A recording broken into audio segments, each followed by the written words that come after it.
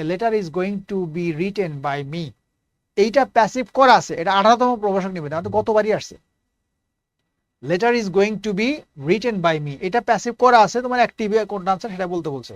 এইখানে খেয়াল করো ইজ গোয়িং টু বি আছে, এই জায়গাটা খেয়াল করবা, is going to B.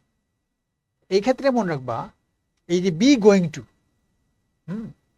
B going to মানে এম ইজ আর ওয়াজ আর গোয়িং টু যদি ভয়েস চেঞ্জে থাকে, ঠিক আছে, মানে এম ইজ আর ওয়াজ আর গোয়িং টু, তাহলে প্যাসিভ করার সময় বা অ্যাক্টিভ করার সময় এটা কিন্তু এটাই থাকবে, এটা থাকতে হবে। এর সাথে শ্যাল উইল থাকলে শ্যাল বি, উইল বি, এগুলো যুক্ত হয়। তোমাদের এটা সব পড়া আছে, আমি জাস্ট এটা হিন্ট দিচ্ছি মনে করার জন্য।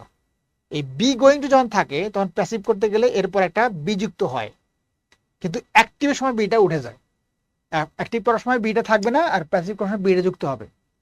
যেহেতু প্যাসিভ এই জন্য এই বিটা যুক্ত করা আছে, এই যে বিটা দেখো যুক্ত করছে, তার মানে অ্যাক্টিভ করার সময় কি হবে, যে এই বিটা কাটা যাবে।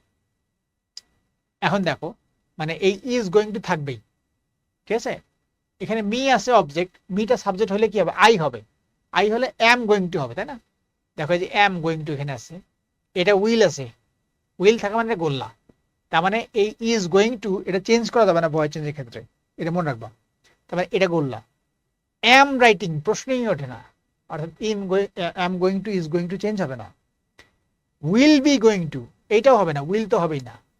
দেখো ভয়েস চেঞ্জ খুব সহজ, সহজে পারার জন্য জাস্ট ওই যে যে কিওয়ার্ডটা, সেই কিওয়ার্ডটা যদি তুমি পড়তে পারো। আমি ভয়েস চেঞ্জ যখন ক্লাস নেই তখন কি করি, যে 5টা নিয়ম ভালো করে পড়াই দিই, 5টা নিয়ম পড়লেই ভয়েস চেঞ্জ হয়ে যায়, এবং কয়েক সেকেন্ডে 5 থেকে 10 সেকেন্ডে ভয়েস চেঞ্জ আনসার করা যায়। জাস্ট এই দেখো যে বি গোয়িং টু এইটা তোমার হচ্ছে কিওয়ার্ড, ঠিক আছে। এটাকে যদি খেয়াল করতে পারো তাহলে তোমার ভয়েসটা হয়ে যাবে, হয়ে গেল তাই 18তম মতো আসছে, বুঝছো। মানে প্যাসিভে বিযুক্ত হয় আর অ্যাক্টিভে বি থাকে না, আনসার এটা।